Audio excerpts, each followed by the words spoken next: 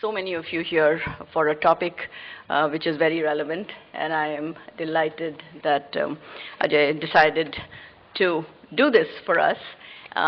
We have two brilliant absolute speakers here today, Ajai Shukla and Raja Mohan.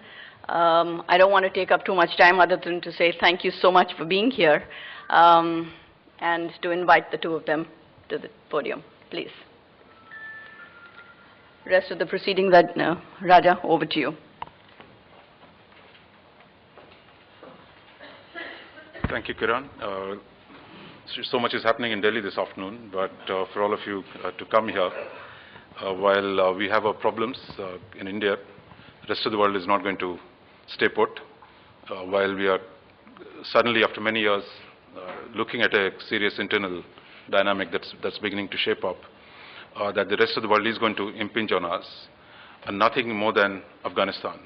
What's happening in Afghanistan for the next few years is going to be an extraordinarily important shaper, influencer of India's security environment. And to debate this, to discuss this, the questions relating to Afghanistan, we have Ajai Shukla here to speak to us, and then we'll open up for Q&A. And this discussion on whether we should talk to the Taliban, whether India should talk to the Taliban, is part of the effort that Aspen Institute India is trying to do, which is to develop a policy-relevant discourse on issues of national importance. And Aspen Institute India also engages many countries, the strategic communities of different countries, in track-2 dialogues. The countries include China, United States, Singapore, and a number of other countries. So the purpose is to be able to get India debate as India's position in the world changes, and as the world begins to impact on India in ways in which it did not before. It's important for us to create and develop a discourse in this country on important issues that have a bearing. Because much of the older frameworks are not going to apply, we need to think quite creatively in terms of dealing with the situation at hand. It is in this context where Afghanistan is important, and the fact that the Taliban was a bad word in India for a long time. Many of us said, look, there's no good Taliban, no bad Taliban. But the fact is, Taliban exists, and Taliban and the Pashtun community are the only ones today who are fighting in the United States. And as the United States begins its withdrawal, has begun it last month, that we're going to see a serious effort. There's already much effort at engaging the Taliban. For example, the Saudis have tried to do something a few years ago. Then now President Hamid Karzai has set up a whole high commission, peace council to engage the Taliban in a process of reconciliation and reintegration. Now we have reports that the US is talking to them. We don't know exactly at what level in Germany, where Germany has taken a lead role. So as the situation in Afghanistan rapidly changes, the question of how to deal with the Taliban becomes a central one. And how this issue gets played out by the international system, by the way the international community that today is in occupation of Afghanistan deals with the Taliban, and our friends in Pakistan who have a very special and unique relationship with the Taliban, their attitudes towards this engagement. All these issues have become relevant for us, and it's in this context that we're having this debate. Ajay, as you know, has traveled to Afghanistan many times, and he's been engaging the different groups of people in Kabul and across Afghanistan. So he has an insight into the subject, and we're really fortunate to have him here this afternoon. So he's going to speak for a while. Then two of us will have a little bit of television-style crossfire kind of thing, and then we'll open up for discussion. The floor is yours, Ajay.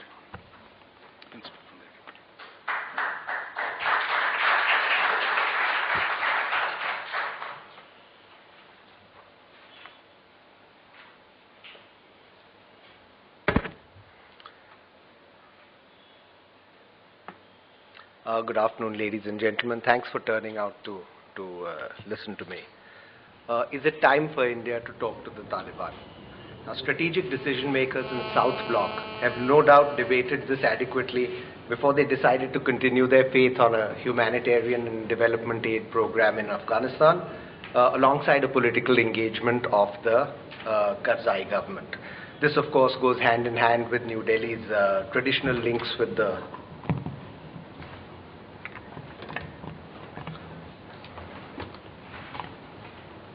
Is that okay?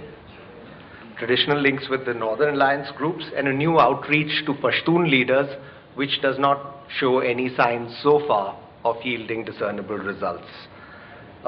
Meanwhile, just to set the stage here, the clock is ticking for 2014, which is the date for handing over of charge to the Afghan government, security responsibility, and might also see Karzai making way for a new leader if we go by what he's saying right now, which is not necessarily the case.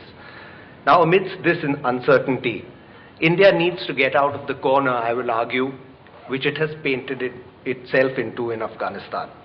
New Delhi is batting in Afghanistan blindfolded and with its hands tied behind it. It is making do with every kind of influence, with great diplomatic skill, I have to say. It's making do with every kind of influence except the only influence that really counts, and increasingly so in that country, which is the Taliban. As I've argued since 2006 now, the Taliban's rise to power is inevitable, not just because it represents large sections of the dominant Pashtun community, but also because it represents the real Afghanistan, religiously conservative, even fundamental, reduced rates for women, an anti-communist, anti-Western outlook. That is the real rural Afghanistan. Let's not be carried away by what we see in Kabul, by the women's rights groups and so on. Very little of that resonates across rural Afghanistan. The Taliban's message does. We can debate this during the Q&A, but for now, Pakistan, by falsely suggesting that it has great leverage with the Taliban, has carved out a larger-than-life role for itself in Afghanistan. And India, by buying into that propaganda of Pakistan, the propaganda of Pakistan-Taliban closeness, has denied itself a huge chunk of influence, which I think it could have through relations with the Taliban.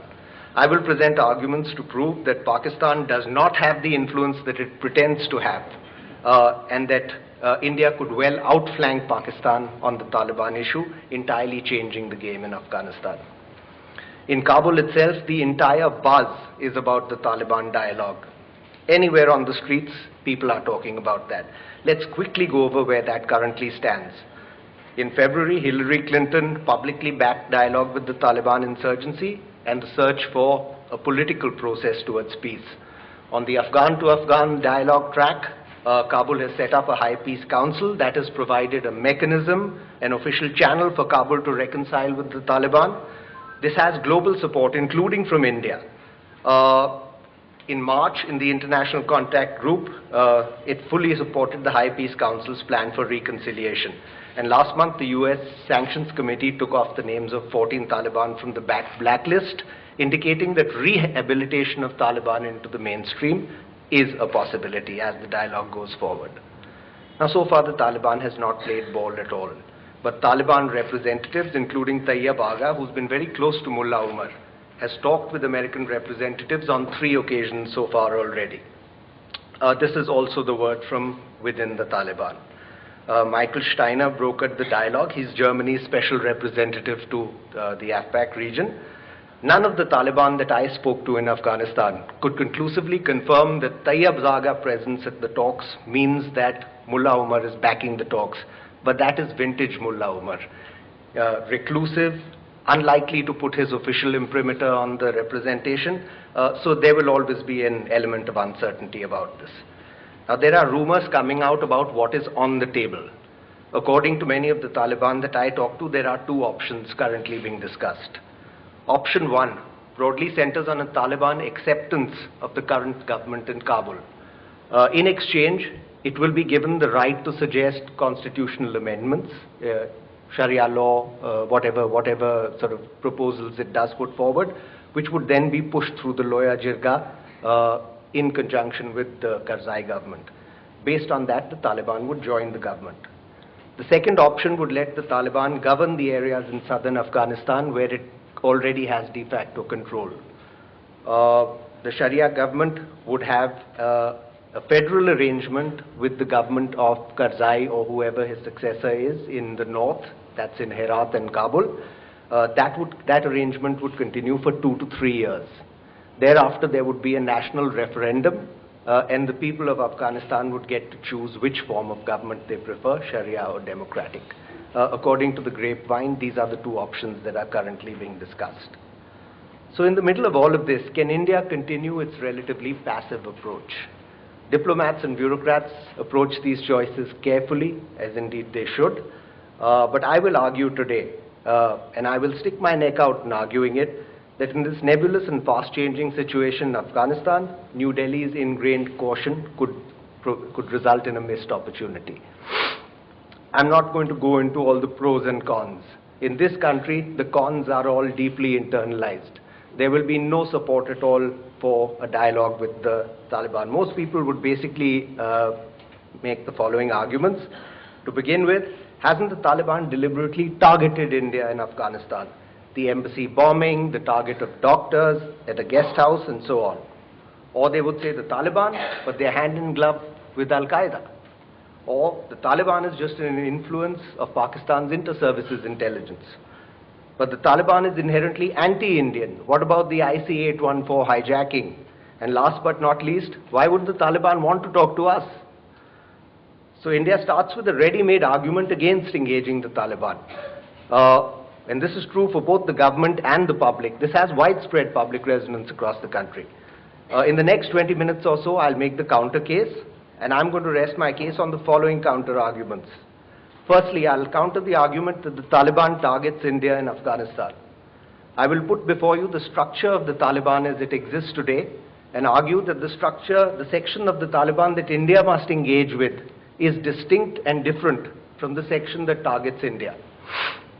Secondly, I'll argue that the Taliban was an unwilling host to Al Qaeda. The weight of historical evidence, freely available historical evidence, suggests that continuous low-grade friction existed between the Taliban and Al Qaeda right from 1996 when Taliban captured power. Thirdly, in rebutting the point about the ISI-Taliban nexus, I will provide evidence of long and bitter acrimony between the Taliban and the ISI. Specifically Mullah Umar's section of the Taliban. The ISI certainly assisted the Taliban's rise to power, but there's been growing resentment within the Taliban at the ISI's wish to dominate its agenda. Fourthly, on the Taliban's so-called irreconcilable hatred of India, I will argue that India has given the Taliban, as well as other Mujahideen groups, sufficient cause for resentment, starting from its pro-Soviet Union stance, going on to its tie-up with the Northern Alliance, but that is actually the reason for dialogue. If there was broad-based agreement, as there is with the Northern Alliance groups, then what's to talk? And fifthly, on the argument that the Taliban would see no benefit in talking to India, I will point out the fact that based on my conversations in Kabul, it would appear that the Taliban will react positively to an outreach from India. Let me start that any opinion that I present is based on verifiable facts, historical documents, and Taliban perspectives that I gathered during a recent 5-day trip to Afghanistan. You'll note that I have talked mainly to overground Taliban, but all the evidence points to a continuing relationship with the underground Taliban right now. The sympathies, the basic outlook and approach is all the same still. Amongst those who I engaged with were Abdul Salam Zarif, the Taliban's ambassador to Pakistan, Wakil Ahmed Butta Wakil, the Taliban's the former foreign minister, the Taliban's point person to the UN, Abdul Hakim Mujahid, senior Taliban foreign ministry officials like Wahid Mujda, and several other people who fundamentally requested anonymity and that their views not be put forward. Also providing detailed information on the interplay was Afghanistan's National Directorate of Security, which runs its own sources at mid-levels within the Taliban, something that no Indian intelligence agency can claim. Now, in terms of role, the NDS is the IB and the RAW both rolled into one. To give you a sense of its clout, the current spokesperson, and not the director, I'm talking about the spokesperson, is Lutfullah Mashal, whose last post was the governor of Laghman province. Its Indian equivalent would be roughly Shivraj Patil coming to Delhi to become RAW's spokesperson.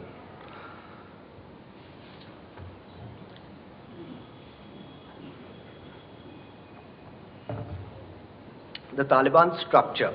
Now this is important. The key internal dynamic within the Taliban is the growing friction between the Quetta Shura and the Haqqani group. The Quetta Shura, headed by Mullah Umar, has most of the former Taliban senior leadership. Mullah Umar personally is a fundamentalist of the most die-hard stripe, whose single-minded aim is the eviction of foreign forces from Afghanistan, the establishment of an Islamic emirate, and the full implementation of Islamic lifestyle and law. But Umar is also what I can only call old-school mujahideen. He has moral objections to suicide bombing. He considers it cowardly and un-Islamic, according to all the Taliban that I spoke to. Quetta Shura operations mainly copy the experience of the Soviet jihad, employing direct attacks on coalition forces, on Afghan forces with guns and IEDs and so on, and on highway construction companies. A radically different kettle of fish is the ISI-promoted Haqqani network, which the ISI has carefully cultivated, equipped, and financed as an autonomous rival to the Quetta Shura.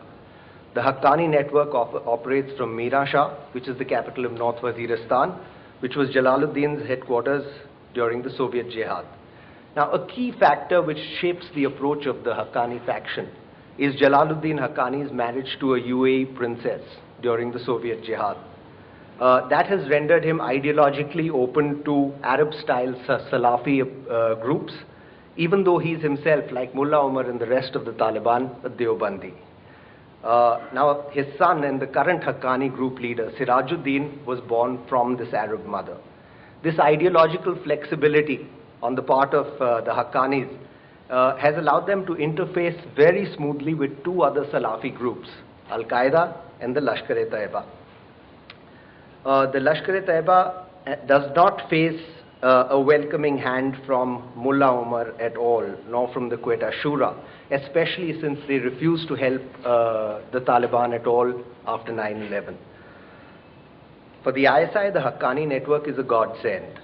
It's a counterpoise to the stubborn Mullah Umar and the Quetta Shura, and it can also work hand in glove with the LET. It also helps Rawalpindi greatly that the Haqqani network, that they're from the Zadran tribe, which is a very powerful tribe that spreads on both sides of the border. That allows links to be created with the Pakistani Tehreek-e-Taliban Pakistan, which is fighting a jihad essentially against the Pakistani administration. So they provide a communication link for the ISI with the TTP as well. The Haqqani group has absorbed the methodology of suicide attack based on their contacts with Al Qaeda. And according to NDS, 90% of the suicide attacks within Afghanistan originate from the Haqqani group. Now, a quick word about the Peshawar Shura. This is not relevant to my talk, but just to complete the structure of the Taliban. This is based in Peshawar. It's headed by Maulvi Kabir.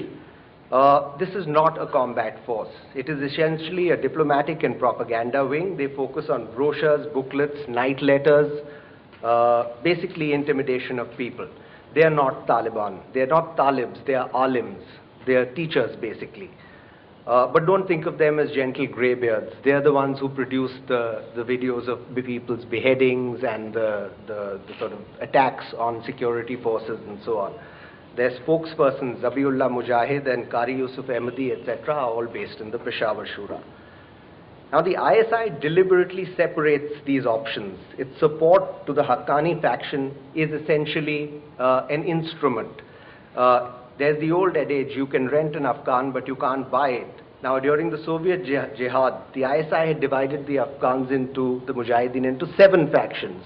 And at the end of the day, their basic hope was that at least one of them should obey us. Now, at this point in time, they have seen the opportunity and divided the Taliban into 2 factions. The Haqqani faction is what they use as an instrument.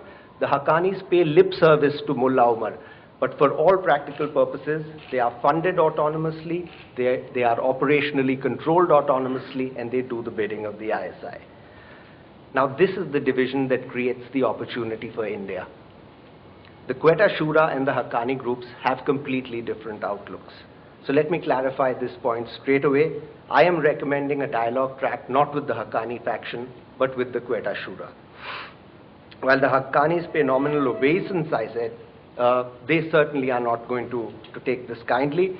The ISI would never permit them to engage in dialogue with India.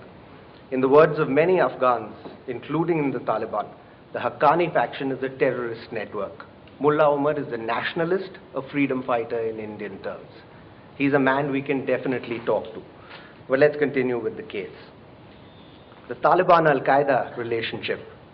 The public perception of the Taliban's closeness to Al Qaeda basically comes from Mullah Omar's refusal to hand over Osama bin Laden after the 9/11 attacks.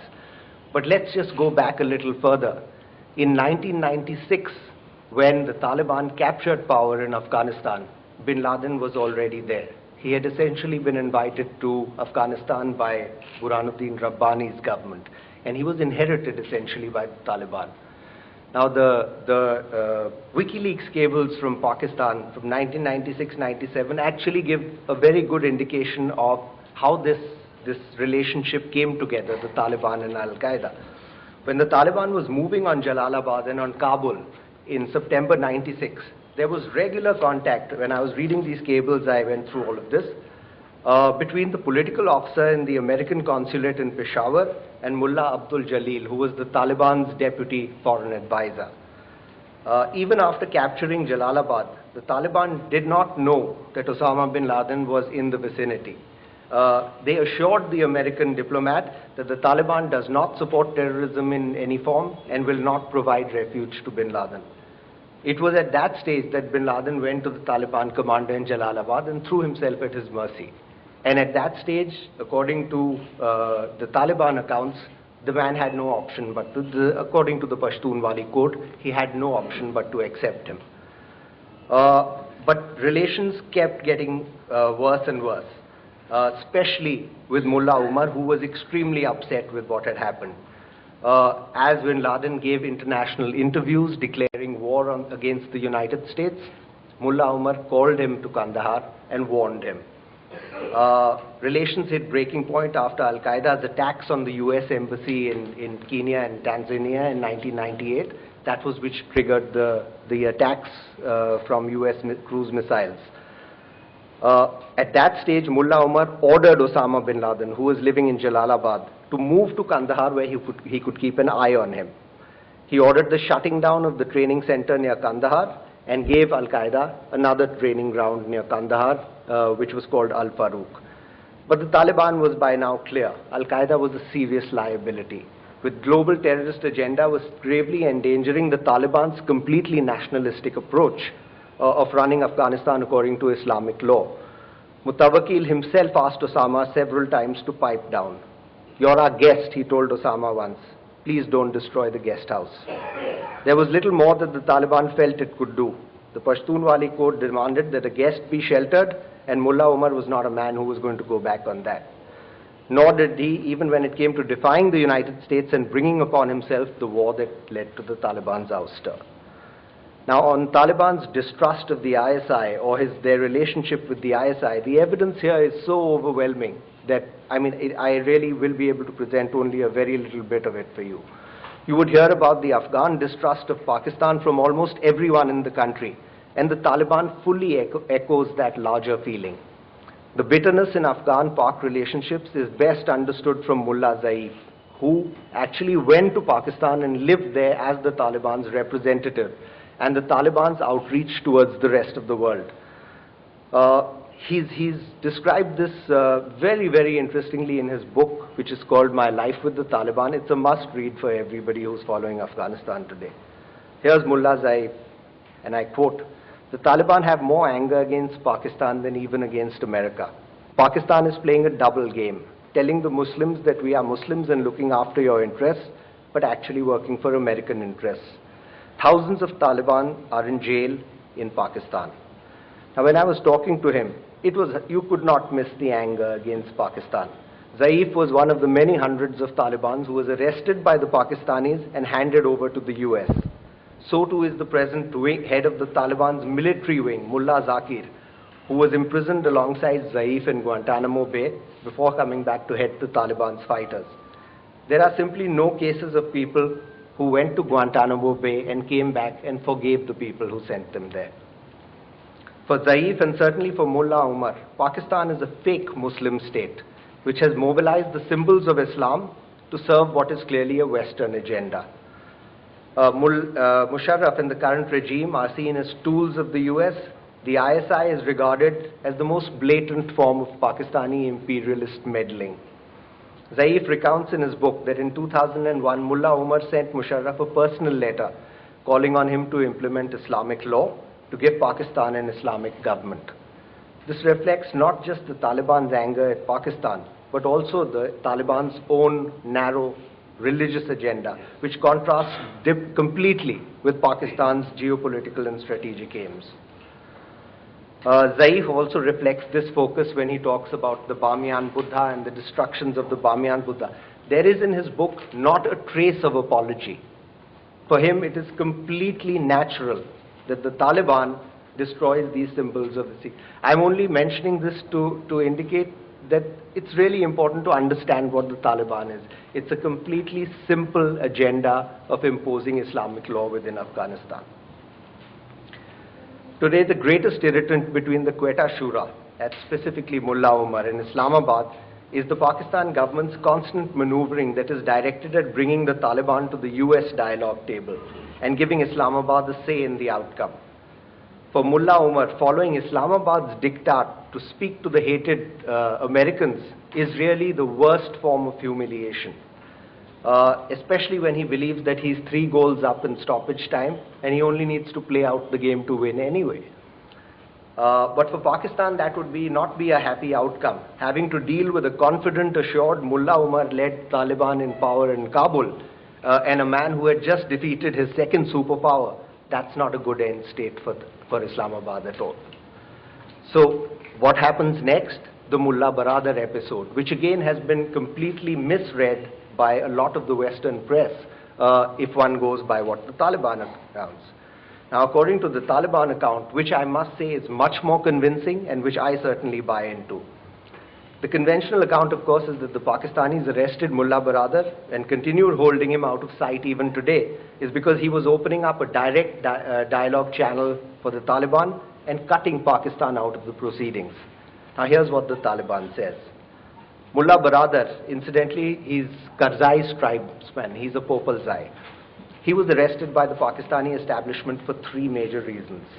Firstly, he was openly anti-Pakistani. And as Mullah Omar's immensely powerful number 2, the Pakistanis did not want that in case they need to depose Mullah Omar, the man who fills his shoes would be even more anti-Pakistani. Secondly, just like Mullah Omar, he was rabidly against talks with anyone. And thirdly, he had launched a very successful drive to sort of decrease the Taliban's reliance for finance on Pakistan. His drive included gathering taxes from truck owners, from local farmers, from the poppy trade.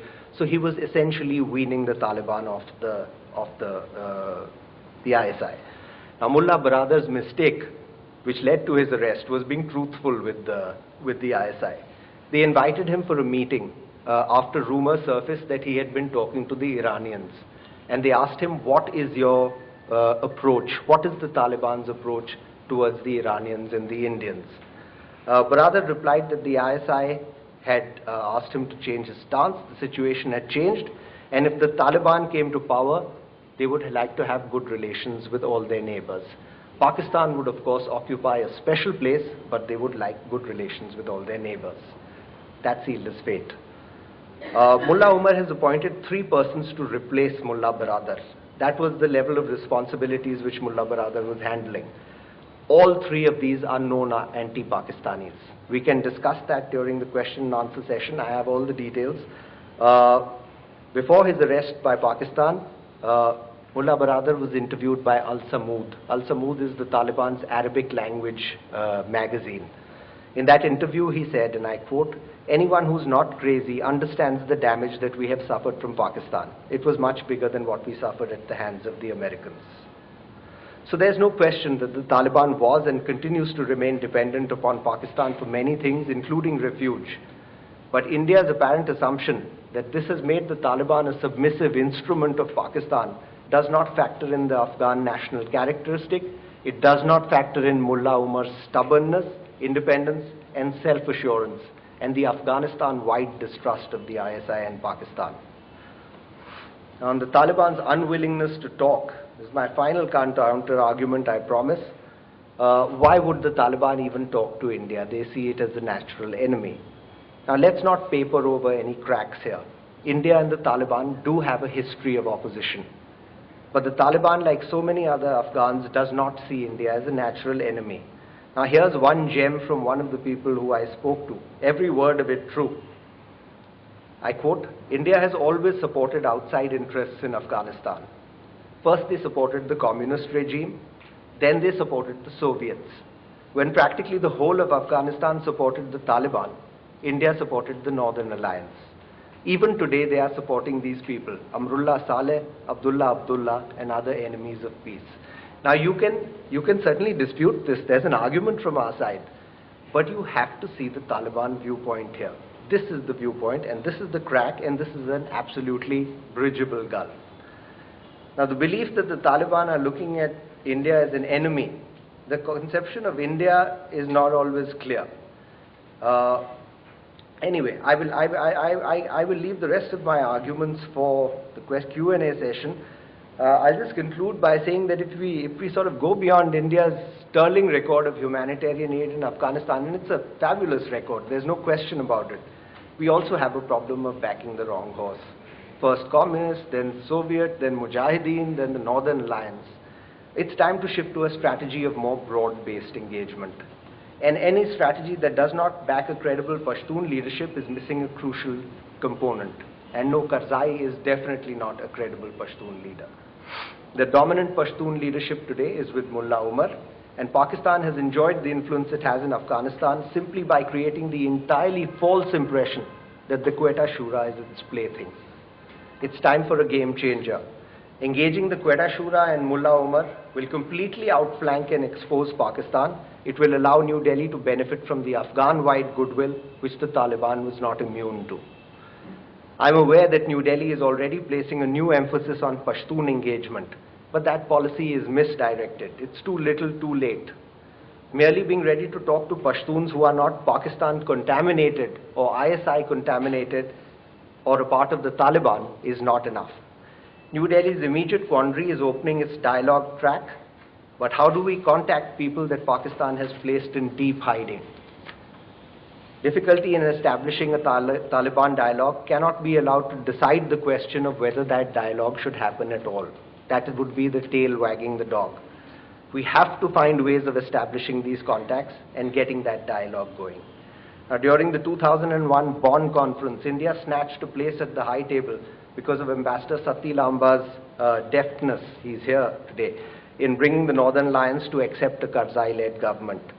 This December, with the waters considerably muddier and the Northern Alliance far less central to the outcome, India's position at the Bonn conference would be hugely enhanced through a dialogue track with the Taliban. Thank you.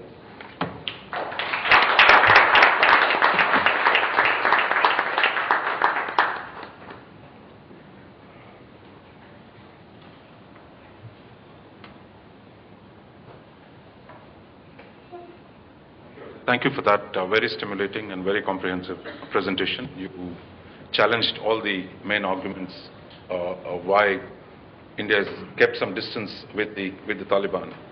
But to ask one simple question at the outset, assuming we need to talk to the Taliban and we take all your arguments, how do we do it? The question that's often posed is, even the Americans, after 10 years inside Afghanistan, are having a problem to find the right person to engage. And you've seen them taken for a ride a number of times, and it's not clear that you have the capacity to actually identify and engage, especially since most of them are a lot of them are staying in Pakistan. So how do you actually do this, assuming we need to talk to the Taliban?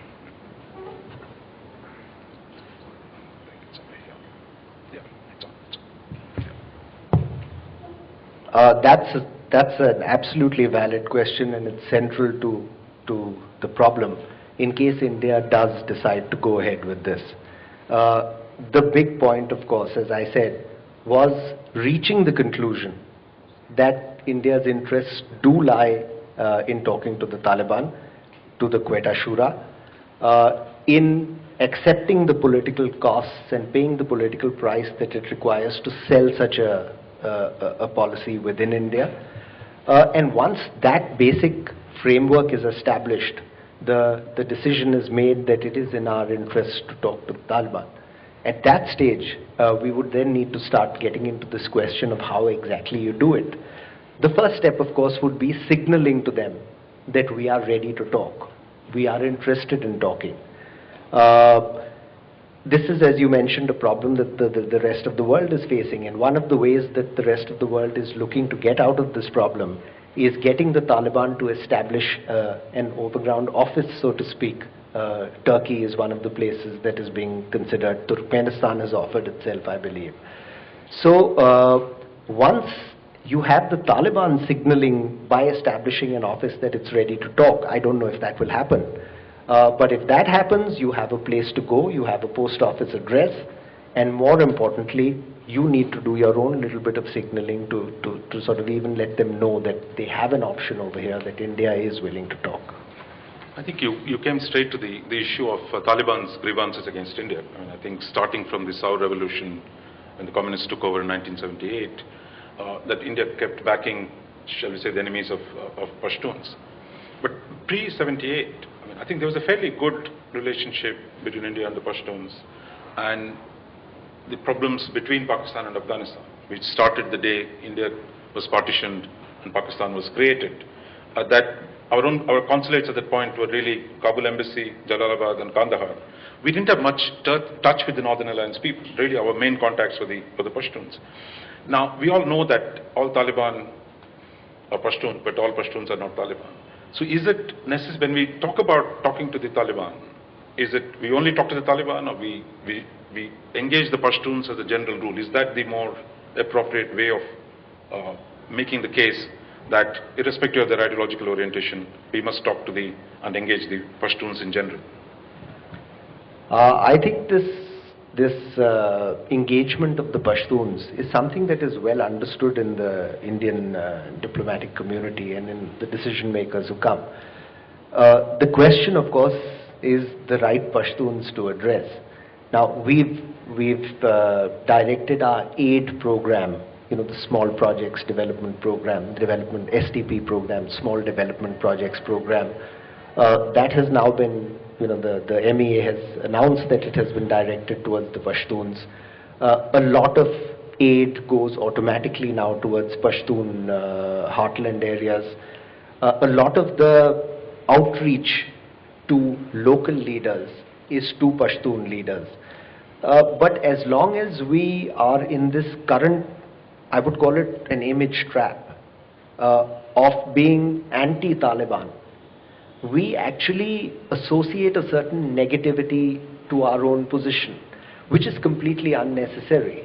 As you mentioned, the historical relationship is actually with the Pashtuns. The old image of the Afghan, the Kabuliwala, is a Pashtun image.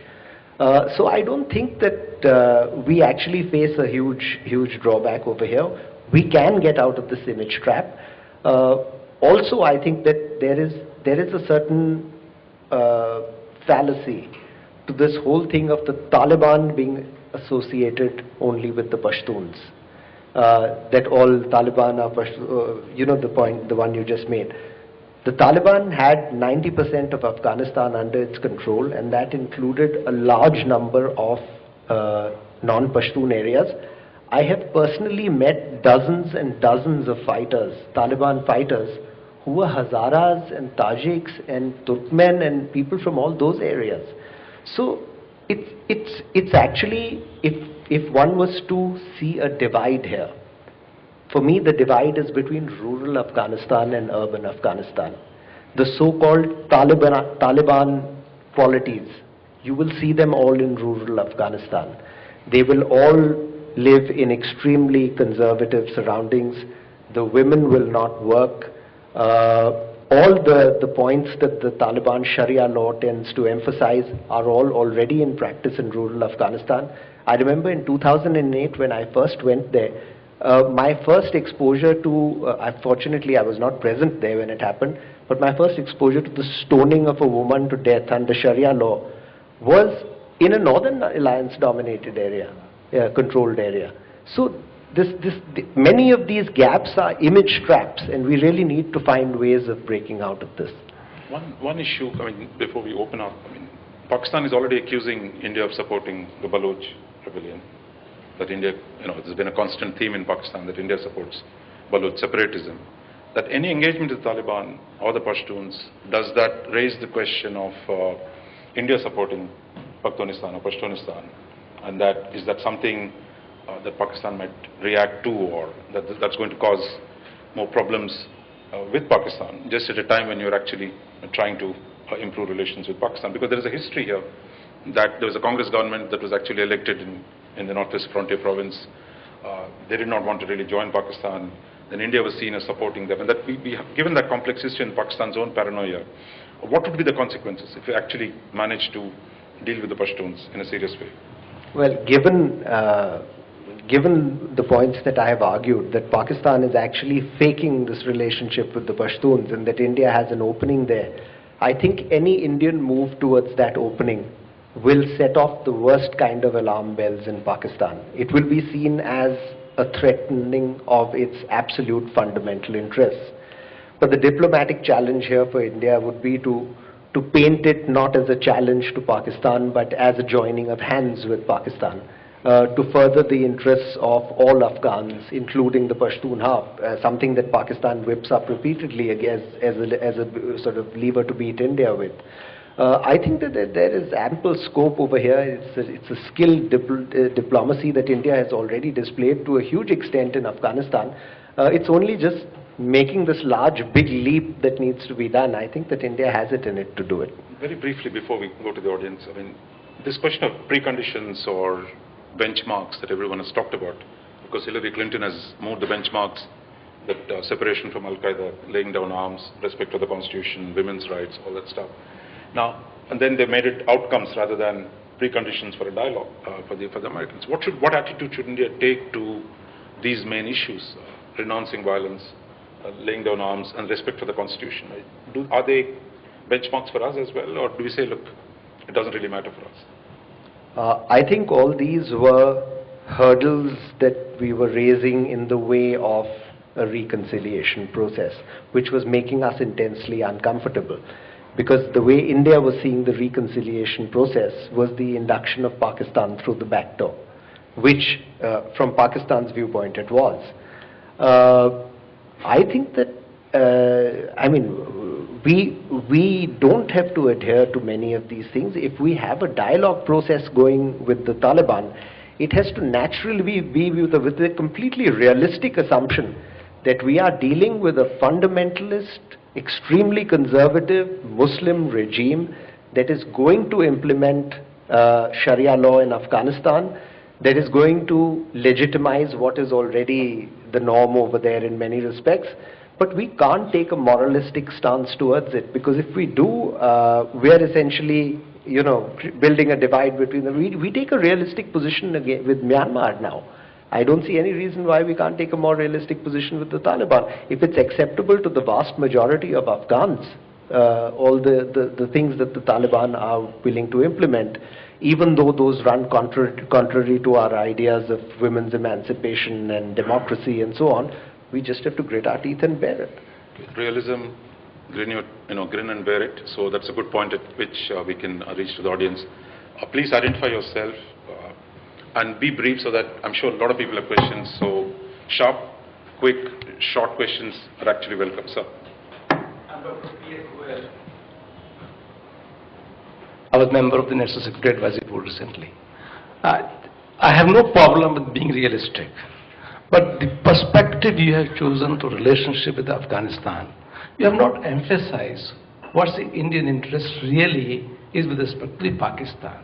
I'll just give an example.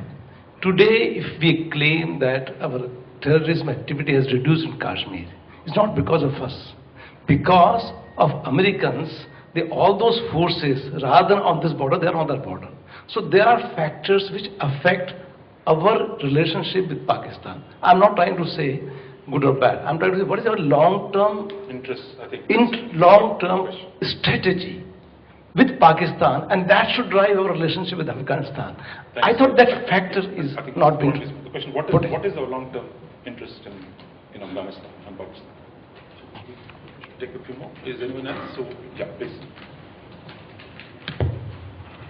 Combe Carpentier from World Affairs. Thank you, Mr. Shukla. Two questions which are related. First, what is, in your view, the influence of the Sufi, particularly the Chishtiya movement, among the Pashtun? Because I know that. What is the influence of the Sufi Chishtiya movement in the Pashtun community? Because you have defined the Taliban as the Obandi, but are they still under the influence of the Sufi tradition? If so, India has a great card to play because of its own very powerful Sufi movement, the Ajmer Chishti Tariqa. And the second question is, if such an influence, moderating influence, is not available, is not possible among the Taliban, don't you fear that their coming to power in Afghanistan would lead them to join hands with Pakistan to liberate Kashmir, between inverted commas, and spread the emirate to Al-Hind? Because that's a traditional agenda, and as you know, there is no real nationalism in fundamentalist Islam. Thank you. Is there any other question? We'll take three at a time. Yeah, yes, sir. Brief and quick. Yeah, Mr. Shukla, just can you share how they are upgrading their technology or strength? Because they are very traditional people, they are fighting for so many years. So what is the strength in back of them? Three.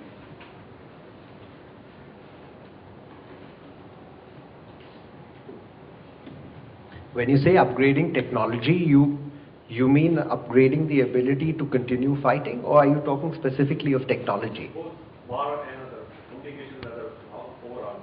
Okay, that they are certainly upgrading because, on the one hand, they used to have no music and radio, but when I was talking to Zaif, he got a phone call and he picked up an iPhone 4 and was talking on the iPhone 4. So, I mean, he's certainly ahead of me in that respect. But what I think keeps them going, and their ability to return to the battlefield despite repeated losses. I mean, this is a well-documented fact. It comes from being brought up in that area. It comes from choosing the kind of fight or the kind of battlefield tactics that allow them to take on much larger forces, preying on going on to their ability to, there's a whole theory about this which actually centers around very technical military terms like the OODA loop. But I will not get into all of that. I will just tell you simply that for the people who enter Afghanistan, they have to beat the Taliban and beat it off the battlefield in order to win. But the Taliban has to just continue staying on the battlefield and continue coming back for more in order to win. That they are able to do by virtue of their sheer resilience and their ability to keep getting back to the battlefield. There is a certain inherent fighting ability in those Pashtun tribes. I don't want to go into, into sort of British theories of martial law and so on. All of that has been discredited anyway. But they have displayed the ability to keep fighting, to keep taking losses, and to keep coming back for more. Why they do it, how they do it, I don't know. Kissinger made a very famous statement, which was that Afghan national spirit only materializes in the face of an external enemy. Otherwise, they show no signs of nationalism. They fight amongst themselves fairly regularly. But bring in a foreign invader, intruder, whatever it is, and they happen to come together. So that's the way it is.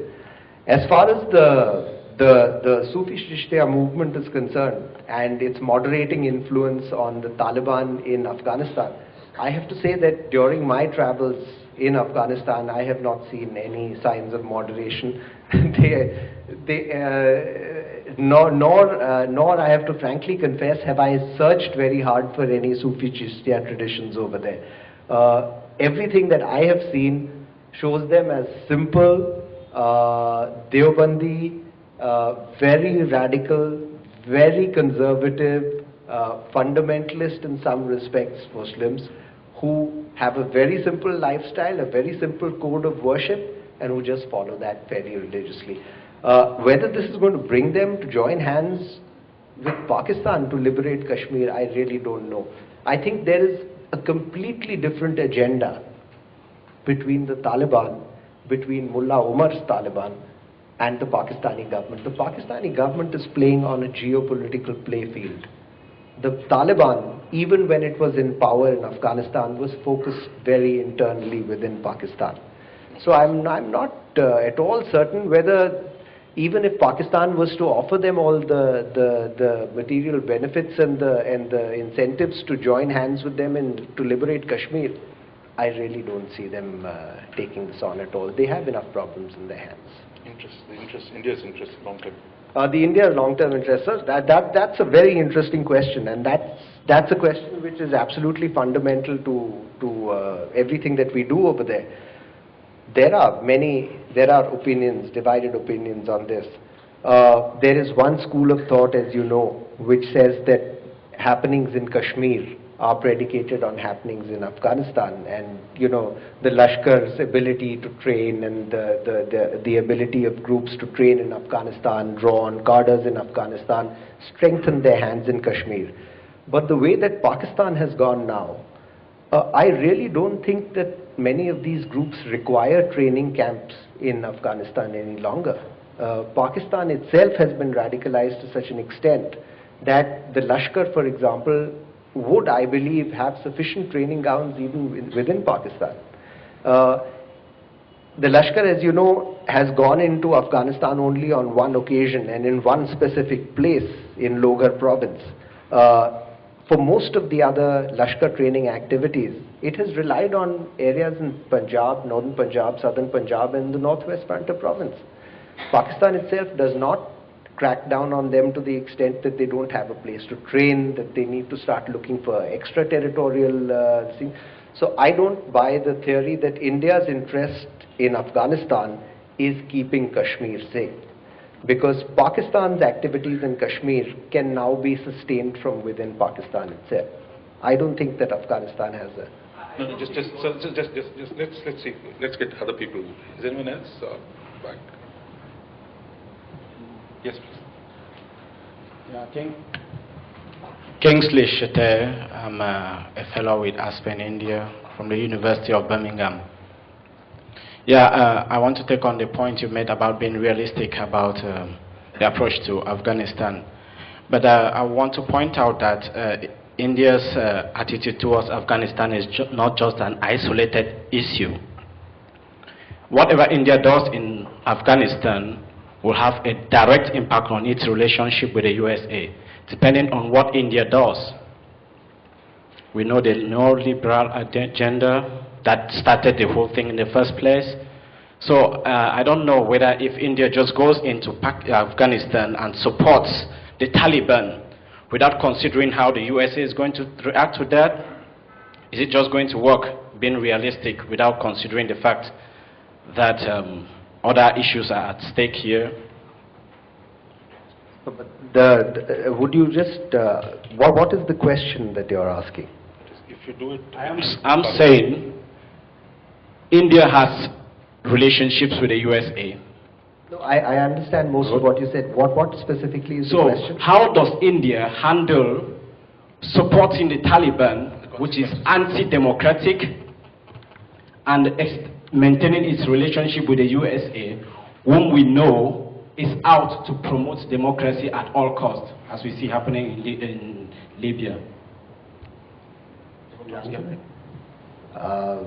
If we got a brownie point for every anti-democratic regime that the US has supported, we'd be fairly rich in brownie points. I'm making a suggestion based purely on national interest and on realistic considerations. The United States, in the quagmire that it is in Afghanistan, is unlikely to ask a lot of questions. It is itself engaged in a dialogue with the Taliban. It is itself opening a dialogue track, is searching for a settlement that would allow it to leave Afghanistan without too much loss of faith, face, and with a certain degree of order in Afghanistan so that the whole place does not blow up in its face again. So I don't think the United States is, at least as far as Afghanistan is concerned, or any of us for that matter, are in a position to bring morality and democratic rights and these kind of things to the fore in working out a final settlement there. I think in the long term, how we do it, we're not there yet. I mean, we are only talking about talking to the Taliban, and the US is actually talking to the Taliban. So whichever settlement the US does is going to, by US's own admission, of some reconciliation, some engagement with the Taliban. So we're really at a preliminary stage. Mr. Tarandas. Ajay, you were fascinating in your presentation. I had two questions. One is, you keep going there. Is there danger for you? Are you safe?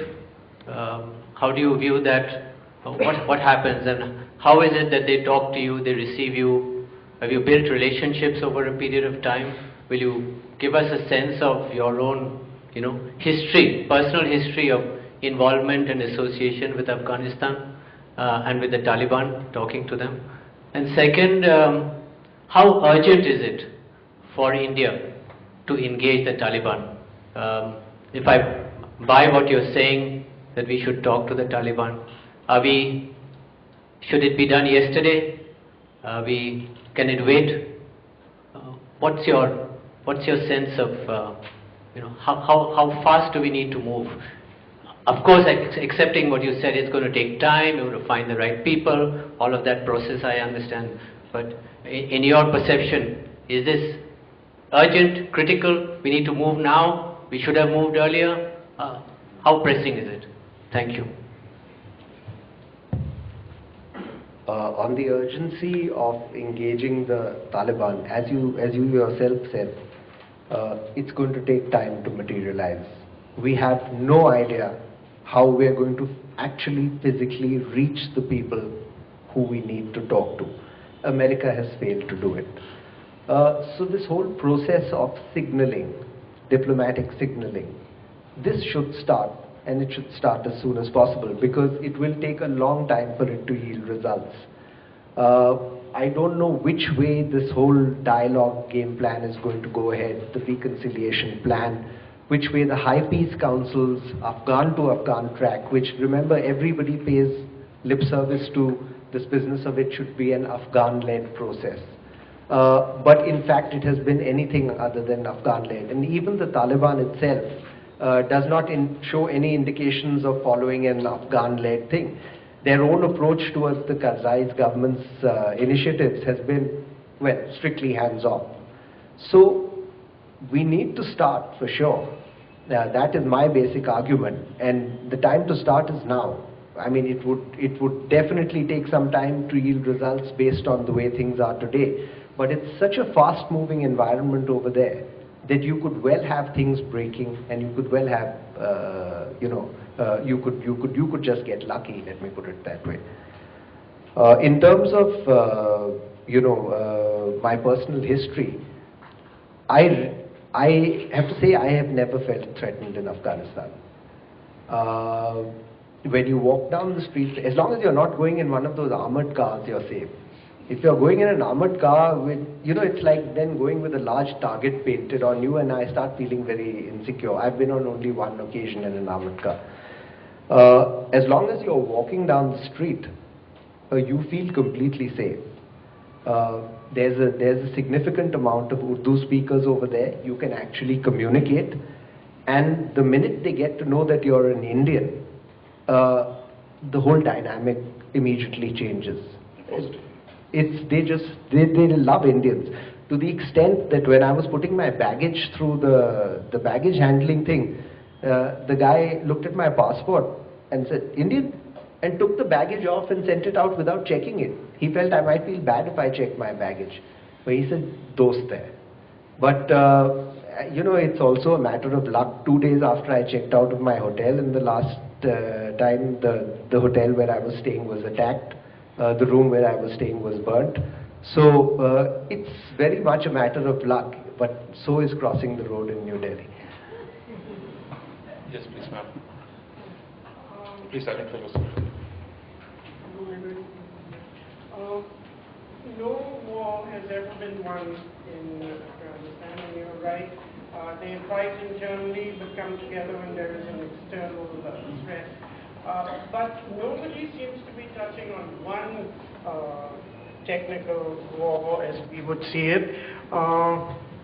The battlefield of trade and commerce.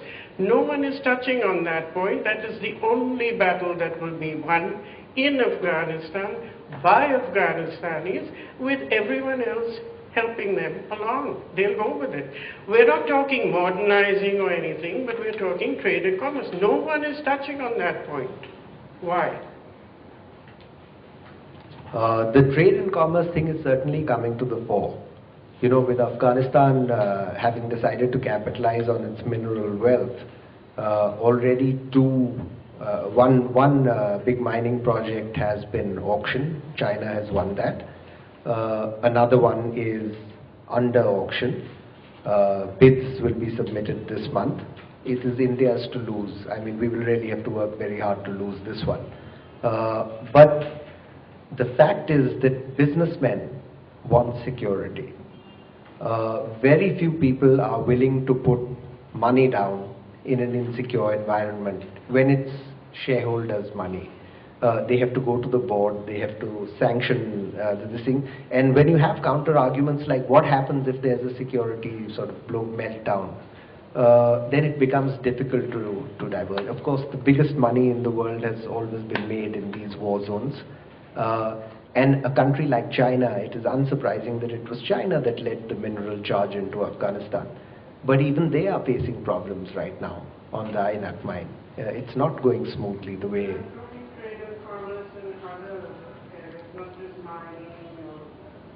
But if you're talking about it specifically from the Indian.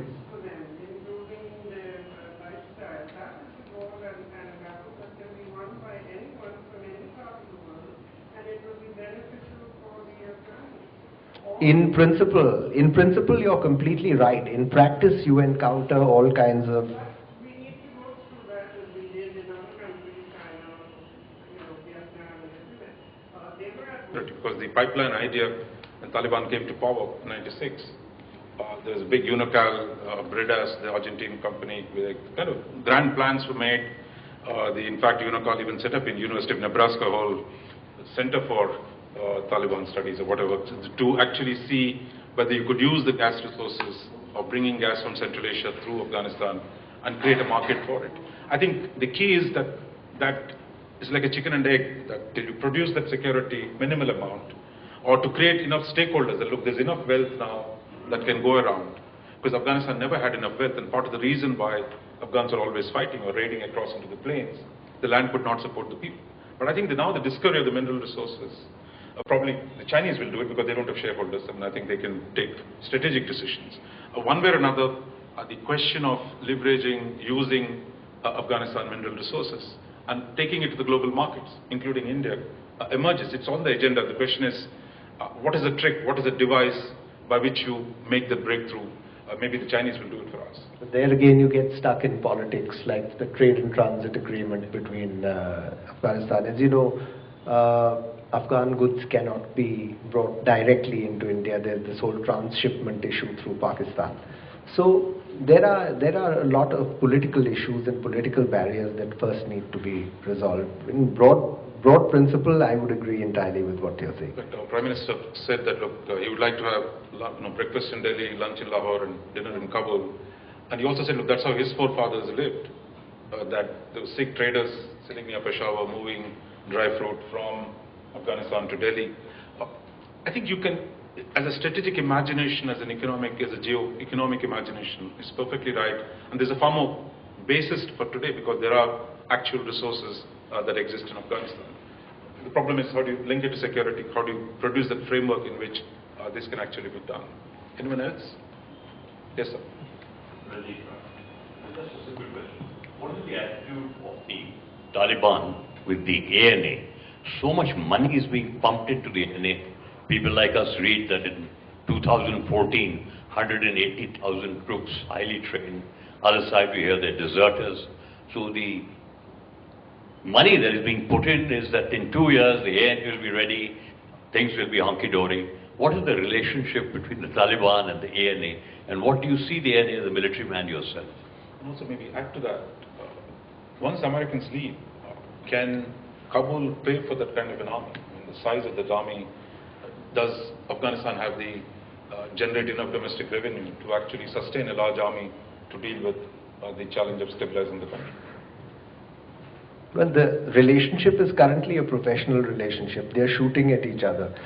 So how that develops into the future is, I mean, it's an open question. I think everybody has sort of gone by the Najibullah and the earlier post-Soviet Afghan army model. The Americans seem to believe that army, the Afghan army of that time, held out even after the Soviets left. The army held out against the Mujahideen for a solid 3 years, as long as the Soviets were bankrolling the army. And therefore the army that is constructed now would also be able to hold out. But that army was an army that was constructed with the backbone of an existing professional force.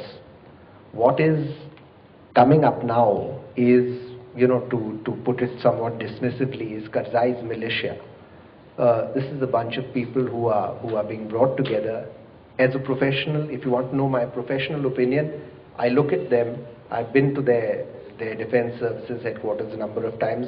I find them less than professional. I find that everybody in the Afghan National Army appears to be 2 or 3 inches shorter than everybody else that I see on the streets. I see that the way that they talk and the way that they move around is sloppy and unsoldierly. But that's because I'm from a professional Indian Army background. It is not necessary that you need a good sergeant major to sort of be effective on the hills and valleys of Afghanistan. But all in all, I don't think that the Afghan National Army in its current form is going to survive the withdrawal of the United States. I think that there's a very good chance that they will break up along tribal lines, that they will go out. Is it already ethnically dominated by non-Pashtuns at this point? Well, most of the early recruitment was from the Tajik areas and from the Hazara areas, the non-Pashtun areas. They are still having problems in Pashtun recruitment. So, I don't know. I mean, you could well have big chunks of these armies re-emerging in the form of Northern Alliance components or Tajik components. Anyone else? So you had another question. I didn't mean the way you understood. I didn't mean that they will need that background or ground to train. The question is, if Pakistan is engaged on Afghan border, then you have a peace in Kashmir. Now, whether it will lead to a strategy for the future, and if that will lead to the future, then what we need to do with Afghanistan? Actually, the driver has to be our long-term existence with Pakistan. What is that strategy? It's we have debated quite. I don't think there's clarity, but if we have a clarity in that context, we should not see Afghan-India relationship purely in India country. We have to see the context of India-Pakistan relationship. To add to that, I mean, should we focus on improving relationship with Pakistan, or do we say Afghanistan is a higher priority than improving relations with Pakistan? Well, there's a whole argument. Sorry, I misunderstood your question. There's a whole argument that the reason why it's in such a current downturn is because India tends to see its relationship with Afghanistan through the Pakistan lens, and that India tends to view Afghanistan as a way of disbalancing or adding to Pakistan's security concerns. I think there is a very good case for arguing that if India continues to operate through the belief that if we can tie up the Pakistan army on the Afghanistan frontier, then we'll be safe in Kashmir, it might actually produce exactly the contrary effect. The long term, I mean, the sort of the happy way of looking at it, if I may put it that way, would be win-win for all sides. So perhaps it might not be useful, not even in our internal planning, to see it in these terms, though there is a certain truth to that. So you wanted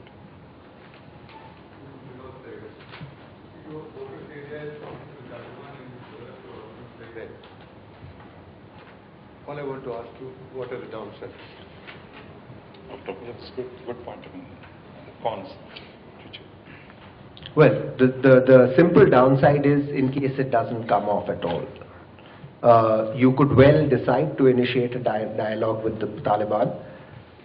You're definitely not going to be in any worse a situation than you are today. I do not see a downside in terms of you have initiated a dialogue and then lost out on some of your current leverage or current positions. What you're saying does seem to indicate, just to read your mind, about whether it would be viewed with great concern by the Northern Alliance components. Is that what you're saying? Okay. Within Afghanistan, you know, India's interlocutors, India has a very sort of strong relationship with the Northern Alliance, as you're well aware, sir. And everybody who you talk to in Kabul, and the Northern Alliance has a big voice in Kabul, will tell you that this dialogue with the Taliban is going nowhere and it's entirely playing into Pakistan's hands. But that is a Northern Alliance viewpoint.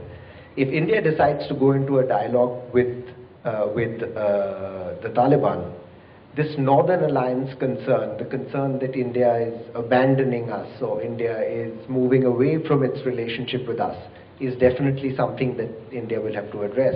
But that is a political okay. It can be done. I don't think that the Iranian dimension of it is likely to take a huge beating. Yeah, just a very small question. In your assessment, with all the experiences you've had, what do you think are the possibilities that post 2014 you might have a civil war? We'll take one more. Yeah, I think you made a fairly persuasive case, but I just want to go back to one of the points the other gentleman raised, which is I think maybe you're eliding the what I think is pretty straightforward likelihood of very rapid deterioration in India-Pakistan relations if this were to happen. If you just look at their reaction to a handful of consulates and an aid program, I think particularly if you then look at the links between, say, in the FATA areas, the ethnic links going across the border, there's a Pashtun community in Karachi that is politically quite significant now. I think the point, is that you would have to then figure out what your end game is, given the high probability of this happening, and then look at the trade-offs involved. And so I think that will be a bigger, that's a very significant factor as opposed to one of several factors. The question, Amitabh, being that this rapid spiral in Pakistani relations, in India-Pakistan relations, how is India going to control that if it goes into dialogue? That's correct. Okay. Ma'am, to answer your question, yeah, if things continue the way that they are, and there are no significant developments, and the Americans do pull out in very large numbers, leaving inadequate numbers behind, I think there will be civil war in Afghanistan. Civil war can cover a large number of various things, but I do think that the current administration and the regime and its security paraphernalia as it exists today would probably not hold together and would probably, the exact form in which it moves away from each other or spirals or disintegrates is something that, it would be completely fruitless to guess at right now because there are too many changeables and too many variables. But I certainly don't think that, the center can hold, if I can borrow a phrase. Amitabh, in your thing, I don't think that there is going to be a huge Pakistan sort of reaction to that. What form could this reaction take? In the current example that you cite, that they're blaming us for fomenting insurgency in Balochistan, that's a given. They fired that shot, they will stick to that allegation.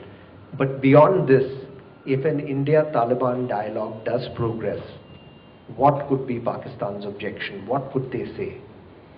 I mean, I don't see a real objection over here. If you can cite a concrete example, I'll try and... Frequent allegations about India supporting the Taliban Pakistan, being involved in Karachi politics, although more on the Mujahid side perhaps than... But it would just be seen as a much more threatening political alliance that India is forming compared with anything that India may have done previously. The trap that Pakistan is in is that it's made all its allegations already. We are supporting insurgency in Balochistan. We are propping up the Tehreek-e-Taliban Pakistan. We are behind the Mehran attack. What's left to say? So in any case, you're already maligned, so you don't have no extra. But before we, I think, as we come close to the program, I want to put one issue on the table. Maybe you can tell us a little bit. What is the attitude of the Taliban people you met to the Durand Line question? That is, when they were in power, the Taliban, like everybody else, like all the other Pashtuns and Afghans, never accepted the Durand Line that separates Pakistan and Afghanistan, at least on map. And on the ground now you see American special forces are raiding across the Durand Line, Pakistani special forces are raiding in the other direction against the TTP, and the border has never been controllable. So what is the Taliban attitude at this point to the Durand Line, and how is that being transformed by the conflict on the ground? I deliberately didn't mention that because I was sure it would come up during the question and answer. That's another huge sort of schism between the Taliban and the Pakistan government, because the Taliban, like every Pashtun grouping, has the Pashtun viewpoint on all of this. Every Pashtun that you talk to will say that, you know, we've been, and especially on the Pakistan side of it, we've been Pakistanis for 65 years, we've been Muslims for 700 years, but we've been Pashtuns for 3,500 years. So that whole Durand Line issue remains a huge sticking point between Pakistan and Afghanistan. And the Taliban does not in any way adhere to the Pakistani viewpoint on that. So that is yet another dichotomy between the Taliban and the thing, and something that Pakistan constantly treads very carefully around. There are no other questions? Yes, sir. Ambassador Lamba. I think any country, when it's, whether it's through direct signaling or discrete signaling, must be in contact with all players in another country to that extent. But some of the things you mentioned, I think we must be very sure of. 90% of Afghanistan is not under Taliban control. Probably what you had in mind was 90% of the 3 southern provinces. No, sir, I was referring to Taliban-1. Oh, so Taliban-1, okay. Right, because currently, nowhere near. Secondly, I think we should not confuse religious fervor with Taliban. You know, if you go to rural Afghanistan, all the people are deeply religious. That doesn't necessarily mean that they are Taliban. Now, my question is, the Prime Minister during his visit to Afghanistan had said that we support the reconciliation process. What impact did you find of this in your meeting with people in the rural areas? Because in the Afghan parliament, all sections, particularly the Pashtuns, were very responsive and appreciative of this statement.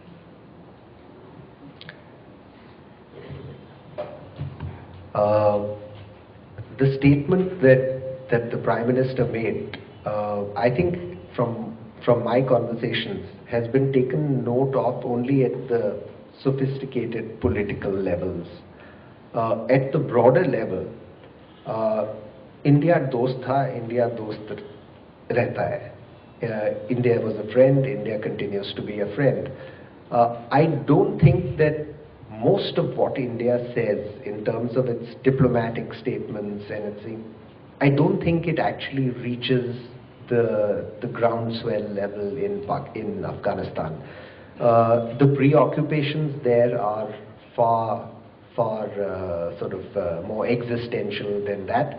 But if your question relates to the Taliban that I spoke to, sir, what they have taken note of, I don't think that they see India as having made any serious outreach towards the Taliban. And I see a huge degree of frustration.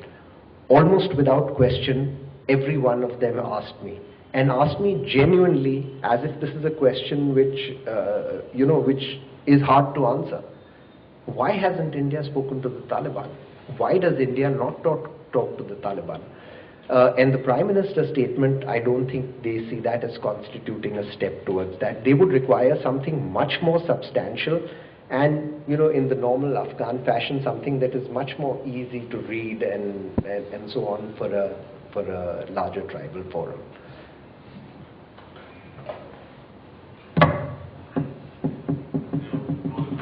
Then it's my pleasant duty to bring this discussion to a close. You all will agree with me that Ajay has provoked us, and his mandate was to do exactly that, to provoke us to rethink our Afghan policy, because the situation in Afghanistan is moving pretty quickly. The uncertainties and the variables that are going to define it, they're not just limited to what happens in Afghanistan, but also the tribal warfare in Washington, D.C., that it is the domestic politics in the United States is going to decide what the US is going to do. So what we have assumed to be a constant in the last 10 years, that a strong American military presence is a reality, an enduring reality, that is going to change irrespective of what the dynamic is on the ground. It depends on what Washington thinks. So India must be prepared for significant political change of the circumstances in Afghanistan. It could be 2 years, it could be 3 years, or it could be next year itself, because when the cookie begins to crumble, it crumbles pretty fast, and even before you think you can hold the pieces together. So therefore, we are facing a very dynamic situation. So in a dynamic situation, the most important thing, I think, for anyone, any country that's interested, is to question its own assumptions. And I think we all in India tend to be, we love our own propaganda. So good Taliban, bad Taliban was a nice line. But the fact is, if things are changing on the ground, how do we rethink our own assumptions? And how do we prepare for our own security? Because what happens in Afghanistan is going to have such a definitive, significant impact. And I think that's not just a current situation. Throughout the last 3,000 years, what happened in the Kabul-Kandahar axis always affected the great empires on the Indo-Gangetic plain. But we've always suffered what is called the Panipat syndrome. Now we have enough going on to get ourselves looking only at Panipat. That India does not, the great empires of India, the Republic of India, does not react when a threat materializes much closer to its own, to its doorstep. So therefore, one of the things we tried to do with this discussion, I think, was to begin to think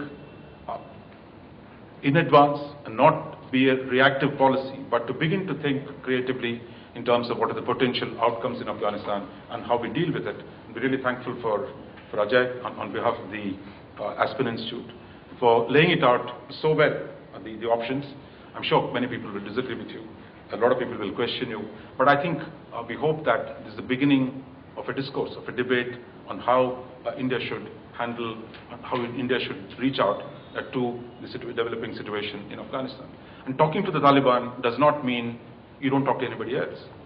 So I don't think there is any contradiction of talking to the Taliban and engaging the other groups as well, presuming we have a partner, we have an interlocutor on Taliban side. Because I think India has goodwill from all sides in Afghanistan. And given the potential civil war that is facing, I think it's in our interest to engage everyone. I think that's a fairly simple, straightforward proposition that all the major actors in Afghanistan, we must have a channel of communication. We must have an engagement, and we must deal with them as friends and as their well-wishers of trying to keep that country together.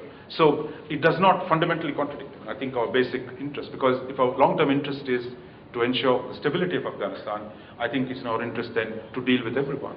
And since Pashtuns are the only ones who are fighting today, largely, and they constitute the single largest group, and it's pretty clear that what the Pashtuns do in the next 10 years is going to affect the future of both Afghanistan and Pakistan, and therefore of the subcontinent as a whole. So therefore, whether you call it talking to the Taliban or engaging the Pashtuns, I think it's an important, factor that we must keep in mind today and begin to think how exactly we can do this. So we're really thankful for you, and thank you all for joining us today into this discussion, and give Ajai Shukla a good hand.